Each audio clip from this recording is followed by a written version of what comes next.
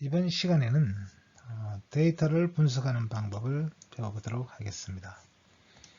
여기서는 이제 자료 구조와 데이터 분석을 지원하는 판다스 패키지를 중심으로 활용하는 방법과 판다스 패키지에 가지고 있는 다양한 이제 기능들을 알아보는 시간이 되겠습니다.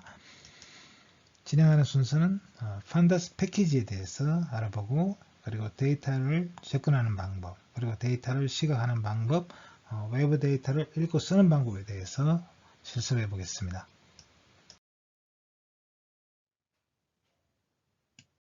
데이터 분석을 할 때 다루는 자료는 테이블 형식의 데이터입니다.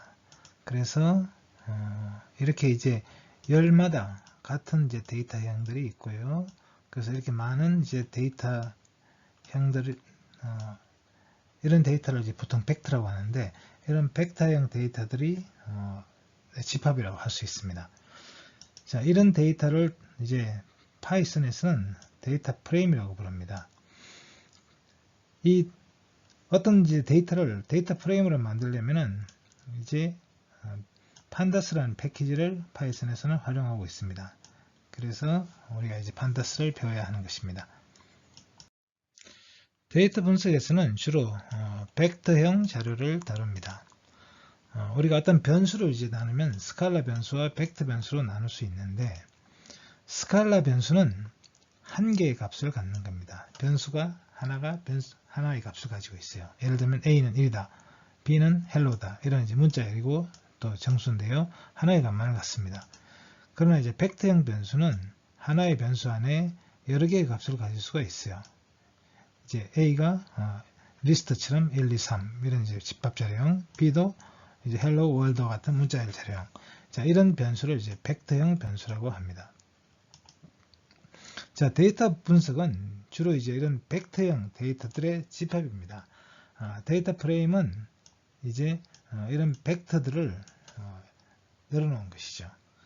자, 이런 벡터를 이제 numpy에서는 ND array, n 차원 배열이라고 이야기하고, 판다스에서는 시리즈라고 이렇게 부릅니다. 판다스에 대해서 알아보겠습니다. 판다스는 데이터 분석을 하는데 중요한 패키지가 됩니다. 사용하기 쉬운 데이터 구조를 제공하고 또 데이터 분석 도구를 제공하고 있습니다. 데이터를 빠르고 쉽게 가공할 수 있는 이제 자료 구조와 함수를 제공하는데요. 이 판다스는 이제 numpy에서 지원하는 다차원 배열의 계산 기능과, 그리고 이제 데이터베이스가 가지고 있는 관계형 데이터베이스가 가지고 있는 데이터 조작 기능을 함께 갖춘 그런 도구라고 할 수 있습니다. 그래서 판다스는 데이터 분석에 맞는 이런 자료 구조를 제공하고 있는데요. 기본적으로 그걸 나눠보면 이제 주로 시리즈, 데이터 프레임, 패널과 같은 자료 구조를 제공하고 있습니다. 그리고 이제 색인을 기준으로 값을 저장하고는 자료 구조를 가지고 있습니다. 또 표와 같은 스프레드시트 구조의 데이터를 다루는 데 있어서 굉장히 직관적입니다. 그리고 판다스는 이제 오픈소스이고 BSD 라이선스드 라이브러리입니다. 오픈소스라는 것은 이제 무상으로 공개되는 소스 코드나 또는 소프트웨어를 말하는데요. 그리고 BSD 라이선스라는 것은 버클리 소프트웨어 배포 라이선스라는 이야기입니다. 여기서는 반드시 소스 코드를 공개할 의무는 없고, 그러나 상용 소프트웨어에서도 무제한 사용 가능한 라이선스를 BSD 라이선스라고 합니다. 자, 판다스의 자료 구조를 보면 세 가지 자료 구조를 지원하는데, 시리즈와 데이터 프레임, 그리고 패널입니다. 시리즈는 이제 1차원 자료 구조를 말하고, 데이터 프레임은 이제 2차원 자료 구조를 말합니다. 그리고 패널은 이제 3차원 자료 구조인데요. 자, 그러면 판다스를 이제 우리가 사용하려면 임포트를 하게 되는데, 흔히 이제 판다스에 대한 임포트 컨벤션은 이제 PD라는 별칭을 사용하고 있습니다. 그래서 import pandas as PD, 그리고 판다스 안에 있는 이제 데이터 구조, 뭐 시리즈나 또는 데이터 프레임이 있습니다. 그래서 여기서는 데이터 프레임만 이제 임포트를 하고 df라는 별칭으로 이제 임포트를 하기도 하고 또는 이제 시리즈와 데이터 프레임을 임포트 쓰기도 합니다. 자, 그러면 시리즈 자료 구조에 대해서 알아보겠습니다. 시리즈는 1차원 자료 구조이고요. 1차원 배열과 같은 자료 구조를 갖고 색인으로 인덱싱을 할 수가 있습니다. 자, 실제로 이제 판다스를 이용을 해서 이제 이 리스트 데이터를 시리즈로 만든 예가 되겠습니다. 그래서 판다스를 이제 PD로 임포트 했으니까 PD 안에 이제 시리즈 데이터 구조를 이용해서 데이터를 이제 시리즈로 만들었습니다. 그리고 S를 출력을 해보면 S가 이제 보면은 13579가 데이터죠. 13579가 데이터인데 여기다가 인덱싱을 이제 한 겁니다. 0부터 4까지 이렇게 인덱싱을 해서 이제 시리즈 자료 구조를 만들었습니다. 자, 다른 예도 살펴보겠습니다. 자, 이번에는 이제 판다스를 PD로 임포트하고 그 다음에 또 데이터 프레임도 임포트를 했습니다. df라는 이름으로. 자, 그리고 시리즈 데이터를 이제 만들었는데요. 3579라는 리스트를 이제 시리즈로 만들었습니다. 근데 이때 인덱싱을 이제 아까는 0, 1, 3, 4, 5가 됐는데 여기서는 인덱싱 번호를 붙였습니다. A, B, C, D로 인덱싱을 하겠다는 거죠. 자, 이렇게 되면 이 시리즈는 인덱싱이 이제 A, B, C, D로가 되고 그 다음에 데이터 값이 3579가 되겠습니다. 자, 그럼 여기서 이제 인덱싱에 따라 이제 원소를 추출해 보면 시리즈 인덱싱이 C인 원소가 추출이 되면 그 값이 바로 7이 출력이 되겠죠. 이런 식으로 인덱싱을 할 수 있습니다. 자, 다음에는 데이터 프레임에 대해서 알아보겠습니다. 데이터 프레임은 2차원 자료 구조인데요. 표 형식의 자료 구조입니다. 행과 열이 있는 표 데이터를 받아들일 수 있습니다. 그리고 열별로 다른 자료형을 사용할 수 있습니다. 이것이 이제 numPy의 다차원 배열하고 다른 것점입니다. numPy의 배열은 2차원이든 3차원이든 모든 열이 동일한 자료형을 갖고 있습니다. 그러나 이제 데이터 프레임은 열마다 다른 자료형을 가질 수 있습니다. 실제로 이런 것이 이제 데이터 분석을 할 때는 더 유용하다고 생각됩니다.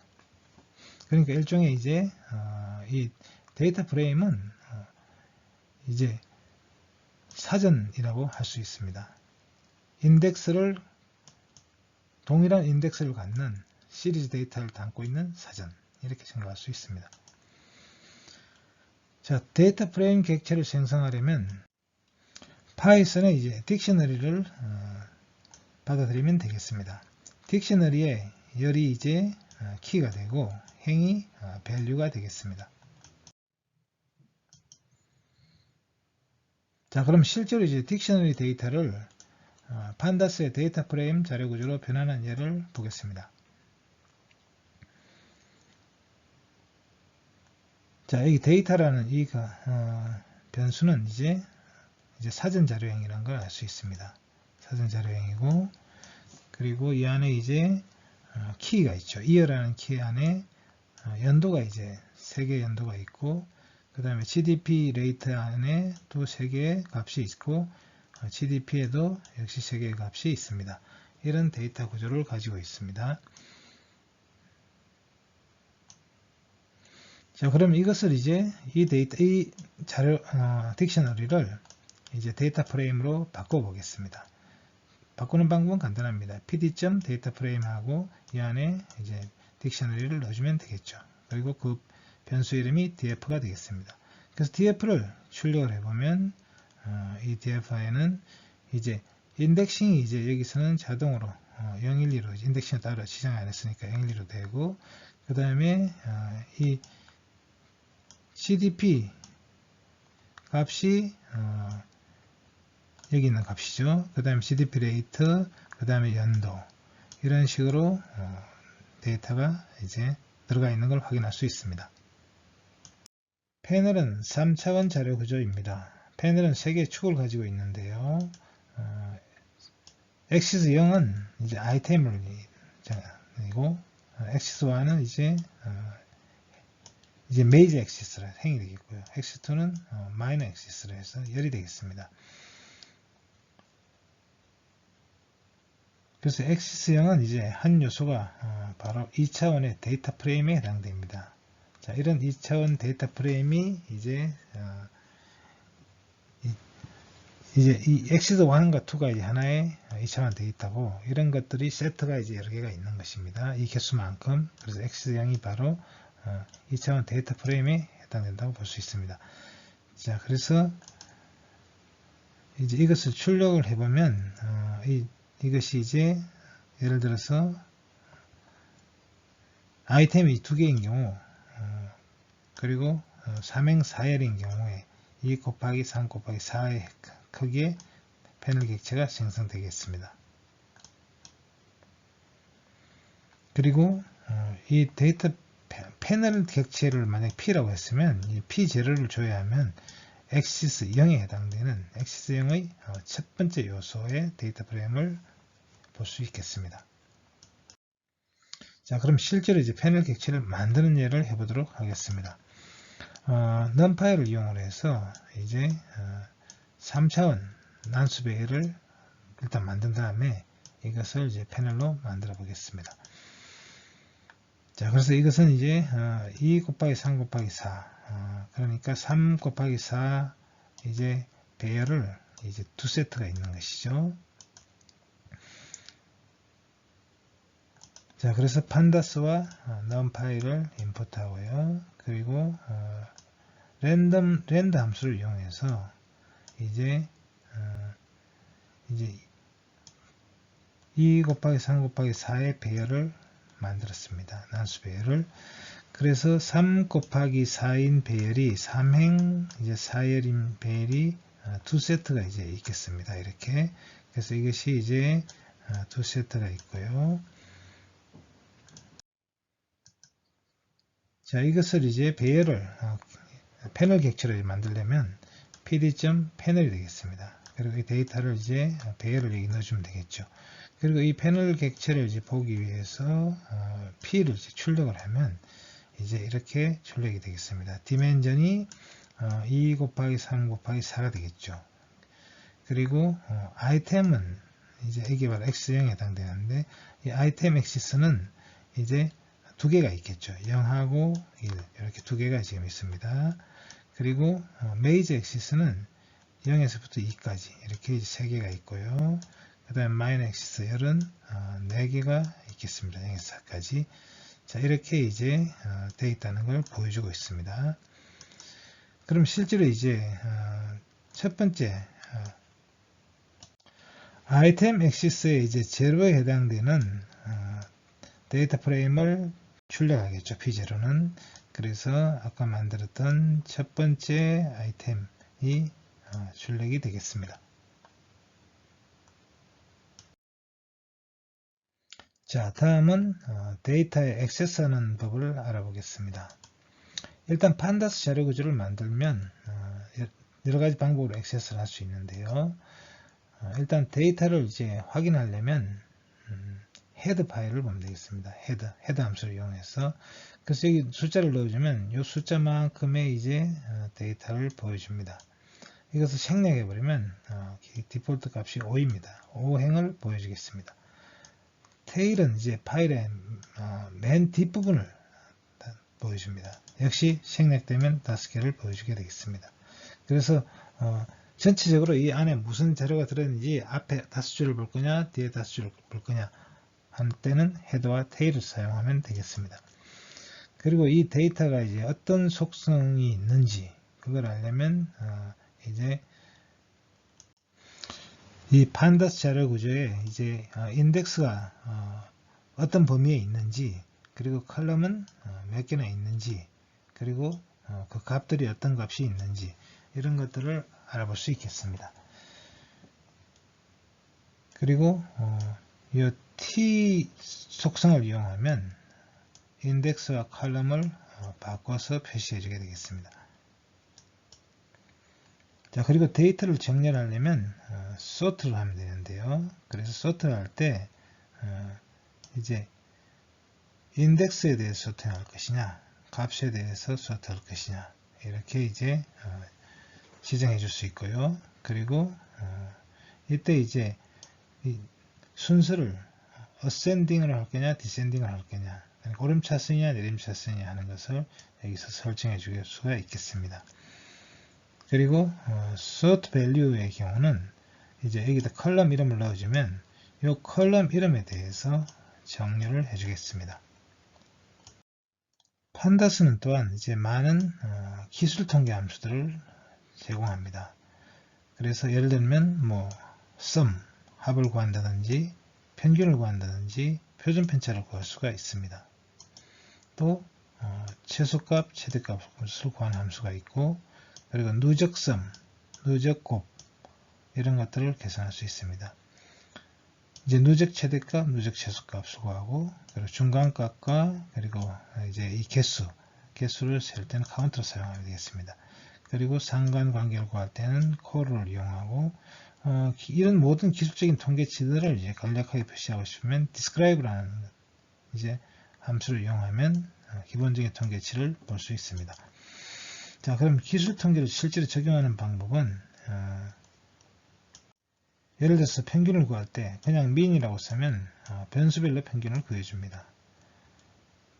앞에다가 이제 특정 변수 이름을 넣어주면 이 특정 변수에 대한 평균을 구해주겠습니다. 그리고 그룹 바이를 이용해서 이제 특정 변수를 넣어주면 특정 변수를 기준으로 정렬한 다음에 그룹 평균을 구해주겠습니다. 그러면 1차원 데이터인 시리즈 데이터를 액세스하는 실습을 해보도록 하겠습니다. 자, 판다스 모듈을 임포트 하고요. 데이터를 일단 리스트로 만들었습니다. 자, 그리고 이것을 이제 시리즈 데이터로 이제 판다스 시리즈 데이터로 바꾸고 싶으면 시리즈 함수를 이용하면 되겠죠. 그리고 데이터를 여기 넣어주면 이것이 이제 시리즈로 바뀌게 됐습니다. 그래서 이 S 값을 출력을 했더니 이제 이렇게 됐습니다. 자, 그러면 이 값들이 이제 25부터 30까지 이렇게 있고요. 여기 인덱싱을 하죠. 그래서 우리가 인덱싱을 변수를 주지 않았기 때문에 자동적으로 숫자로 인덱싱이 되겠습니다.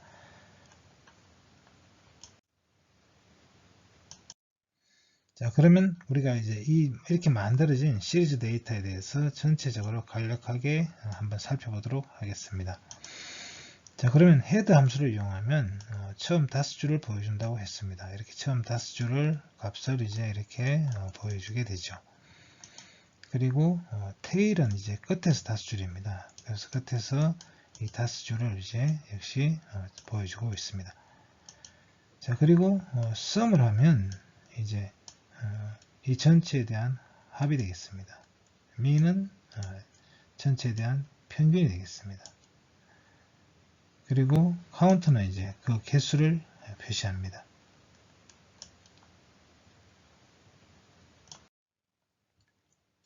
자, describe는 기술 통계 전체에 대한 값을 보여줍니다. 그래서 이 개수가 7개고 평균이 28.859, 뭐 표준 편차가 얼마고 최대값이 얼마고 이런 식으로 전체적인 기술 통계를 보여주고 있습니다.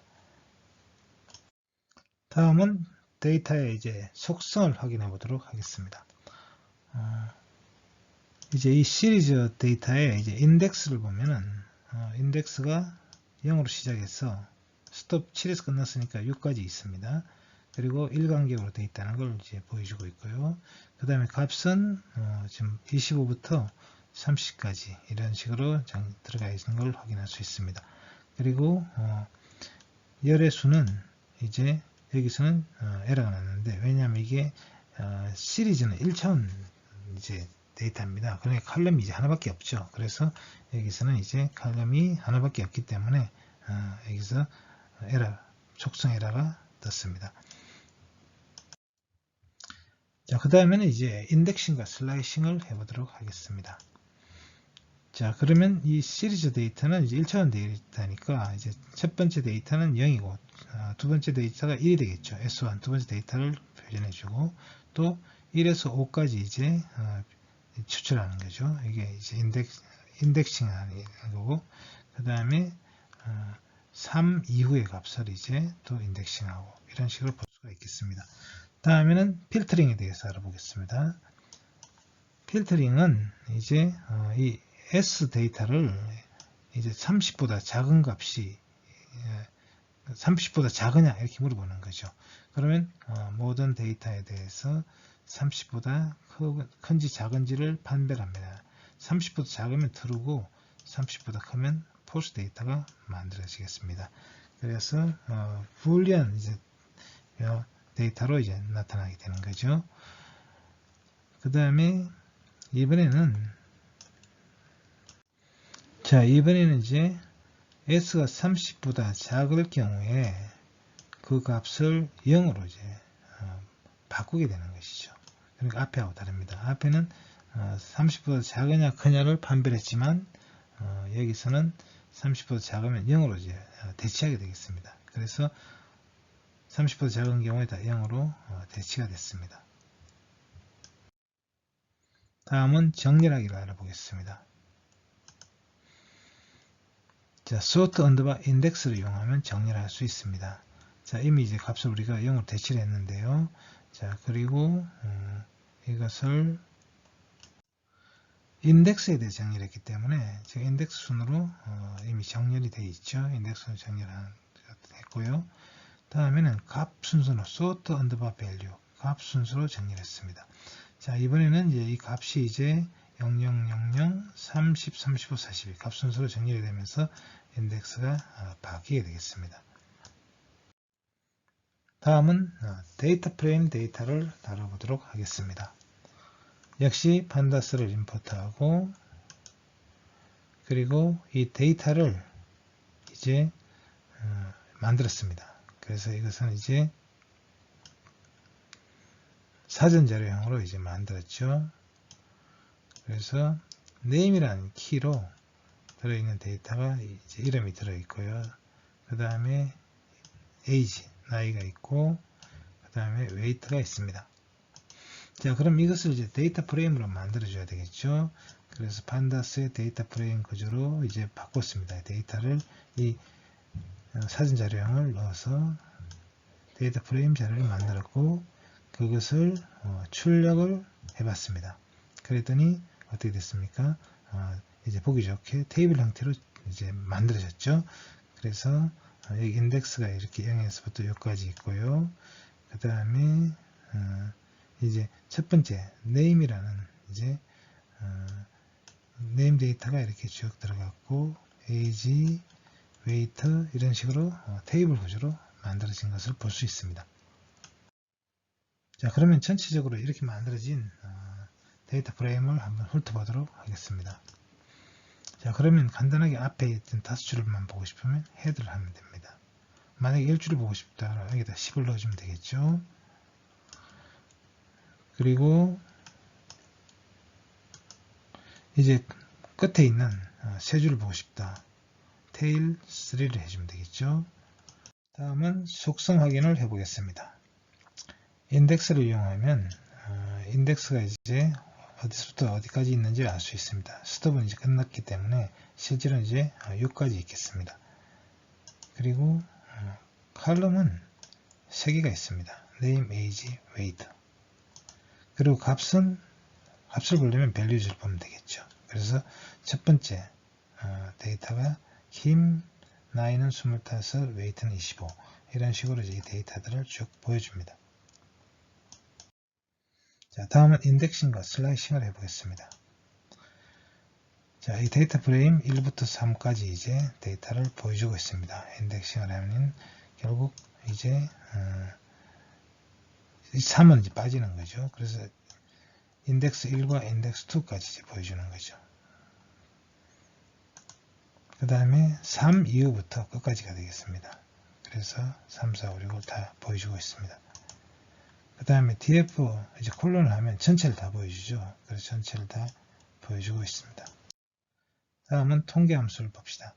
통계 함수는 뭐 sum, 이건 그냥 전체 합이고요. 그 다음에 sum은 누적합, mean은 평균, 표준 편차, 최대, 최소, 중간값 이런 값이 되겠습니다.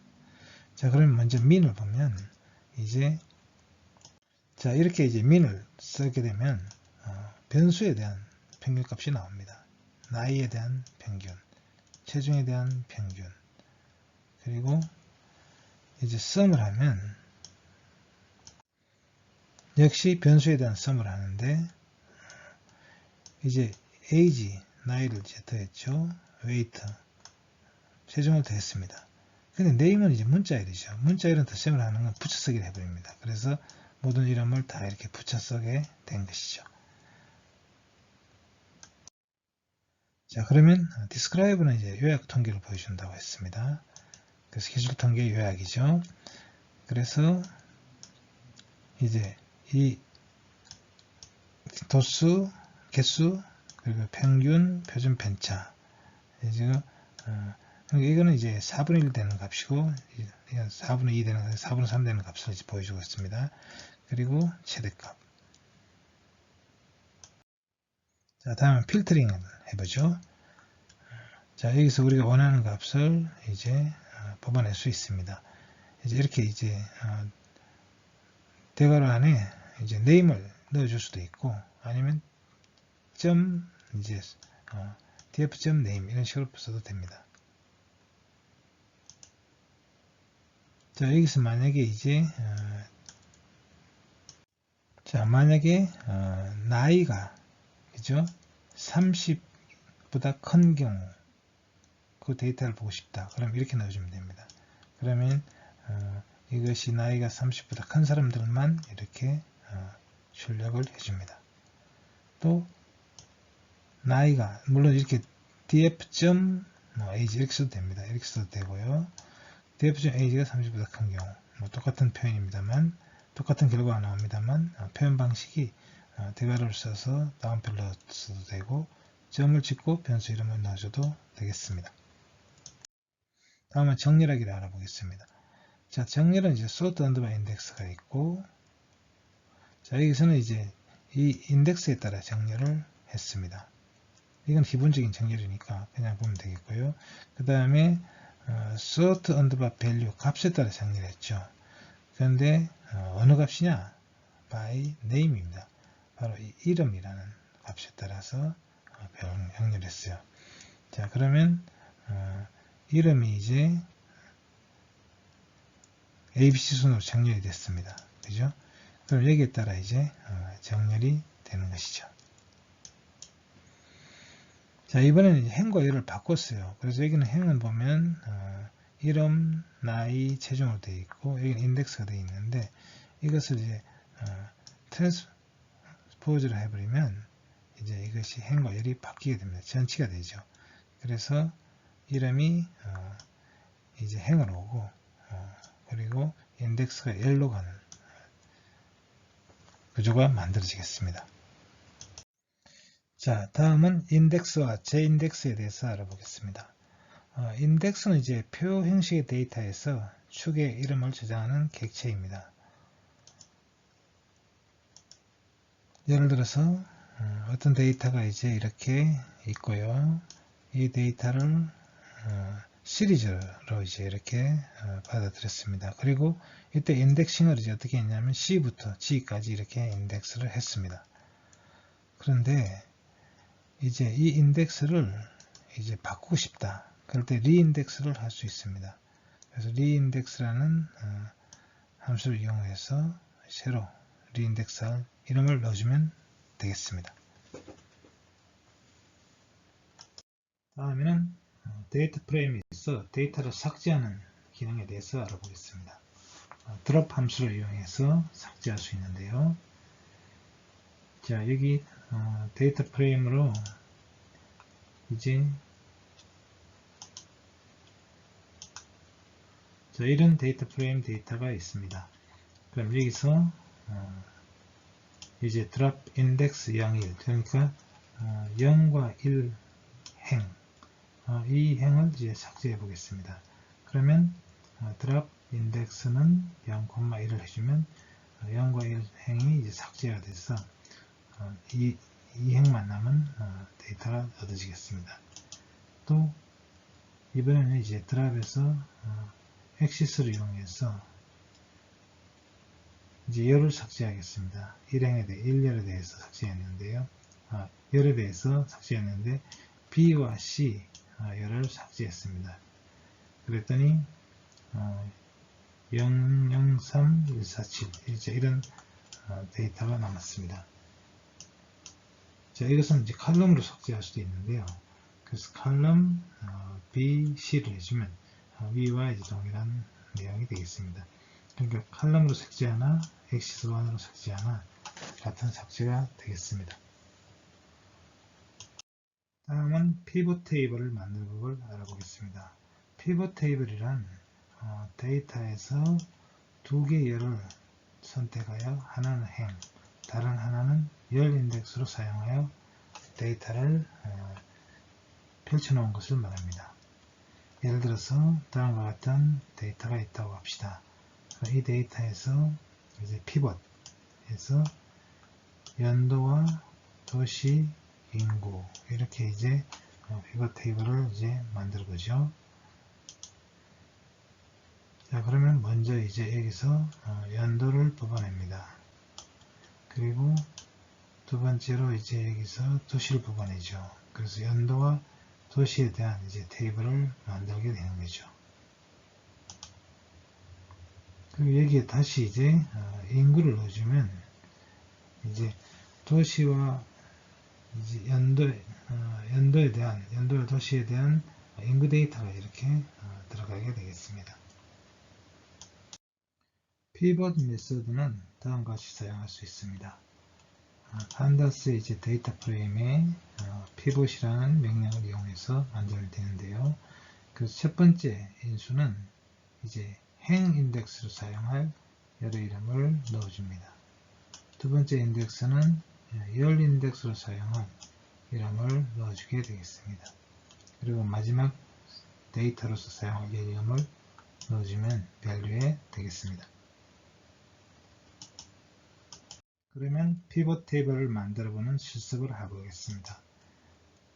자, 데이터라는 변수에 이제 사전자료형으로 넣고 이것을 이제 칼럼이라는 또 하나의 리스트를 만들어서 이제 이 칼럼에 대해서 이 데이터를 데이터 프레임으로 이제 만들어 보겠습니다. 그리고 그 df를 출력을 하면 이 그림과 같은 이제 테이블이 만들어졌습니다.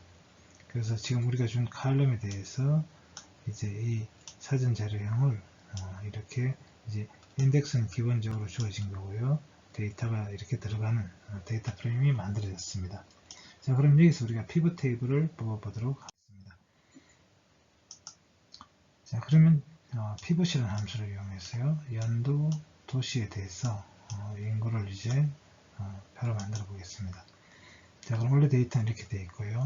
여기서 연도를 뽑아서 이제 행으로 사용하고 도시를 뽑아서 열로 이제 사용하겠습니다. 그리고 여기에 대한 이제 인구를 여기에 이제 펼쳐서 넣으면 피벗 테이블이 만들어지겠습니다.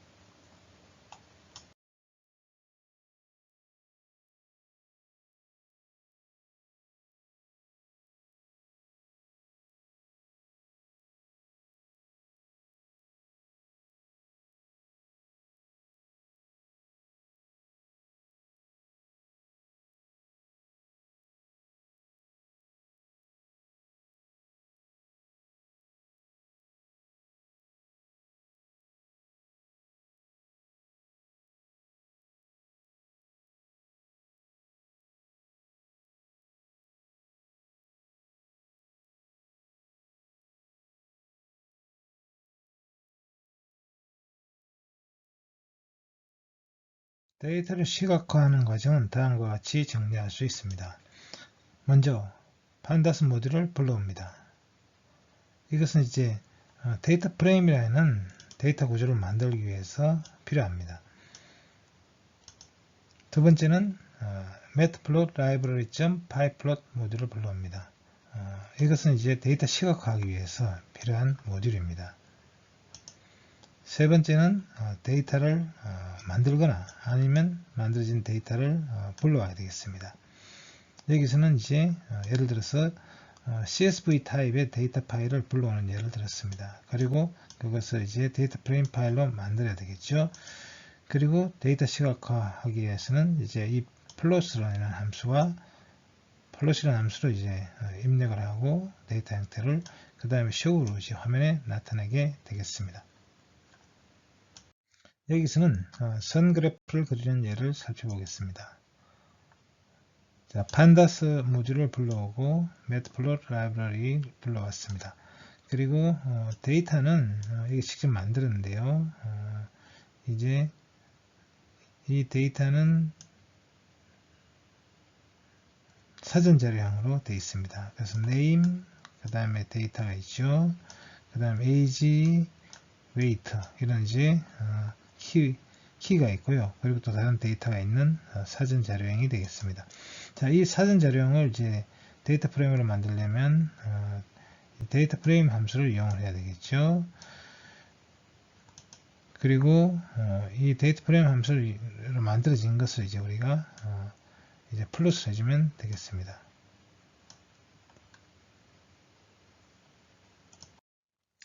자, 다음은 상관도와 상관계수를 알아보겠습니다. 자, 상관도를 알아보려면 scatter 함수를 이용해야 되겠죠. 그래서 여기서는 나이와 그리고 체중 사이의 상관도를 그려봤습니다. 자, 그랬더니 이 나이와 이제 체중 사이에 어느 정도 이제 상관관계가 있는 걸 볼 수가 있습니다. 그래서 전체적으로 나이가 들수록 체중이 좀 증가하는 경향이 있습니다. 이런 예외적인 데이터도 있긴 합니다만. 자, 그리고 이제 이런 상관계수를 이제 알아볼 수 있는데, 나이와 체중 사이의 상관계수요. 그랬더니 그 상관계수가 0.5 정도가 나왔습니다. 판다스를 이용해서 외부 데이터를 읽어서 데이터를 처리하는 예를 살펴보겠습니다. 판다스는 다양한 데이터 파일을 읽고 쓸 수 있는 기능을 제공하고 있습니다. CSV 파일이나 텍스트 파일, 엑셀 파일, 또 데이터베이스 파일 이런 것들을 읽어서 처리할 수 있습니다.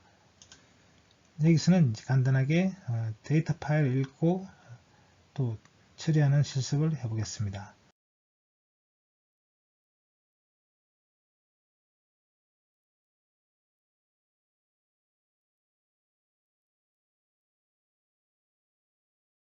데이터 파일을 읽고 쓰는 법을 알아보겠습니다. CSV 파일을 읽을 때는 read CSV 함수를 이용하면 됩니다. 그리고 파일을 쓸 때는 to CSV 함수를 이용하면 되겠습니다. 자, 그러자면 먼저 판다스 모듈을 임포트를 해야 되고요. 판다스 모듈에 있는 read CSV 함수를 이용하면 되고, 그 다음에 이 폴더는 현재 파일이 들어있는 폴더를 지정해주면 되겠습니다. 지금은 우리가 이제 아나콘다에서 하면 아나콘다에서 작업하고 있는 작업 디렉터리 파일이 있을 때는 그냥 패스 없이 파일과 확장자를 붙여주면 되겠습니다. 그리고 마찬가지로 파일을 쓸 때도 to.csv 하고 그 폴더에 쓸 경우에는 그냥 파일명과 확장자를 붙여주면 되겠습니다. 다음은 엑셀 파일을 읽고 쓰는 법을 알아보겠습니다. 엑셀 파일을 읽을 때는 read 엑셀 함수를 이용하고 엑셀 파일로 기록할 때는 to 엑셀 함수를 이용하면 되겠습니다. 쓰는 방법은 read CSV 함수 쓸 때와 마찬가지입니다. read 엑셀 그리고 이제 그 폴더에 들어있는 텍스트 엑셀 파일을 이름을 넣어주면 되겠죠. 이것은 진짜 작업 폴더에 있는 경우입니다. 그리고 쓸 때도 아웃풋 폴더에 쓰면 되겠습니다.